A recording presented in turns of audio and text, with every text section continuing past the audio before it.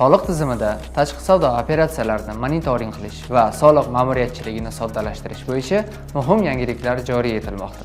26-yildan boshlab kuchga kirgan ikkita asosiy o'zgarish haqida ma'lumot berib o'tiladi. Birinchi yangilik investitsiya muhitini yaxshilashga qaratilgan. Soliq kodeksining 354-moddasiga kiritilgan qo'shimchaga ko'ra, endilikda navrizentlarga dividend to'lash soliq yuki kamaytiriladi. Agar O'zbekiston korxonasi boshqa mahalliy yuridik shaxslardan dividend olganda ilgari soliq to'lagan bo'lsa, navrizentga dividend to'lash paytida o'sha summa chegirib tashlanadi. Bu imtiyozdan foydalanish uchun 4 ta asosiy shart mavjud. Navrizent korxona ustavida kamida 25% ulushga ega bo'lishi, ushbu ulushga kamida 365 kun davomida uzluksiz egalik qilishi, ilgari to'langan soliq summasi avvalgi hisob-kitoblarda inobatga olinmaganligi bo'lishi va albatta soliq to'langanlik tasdiqlovchi hujjatlar mavjudligi.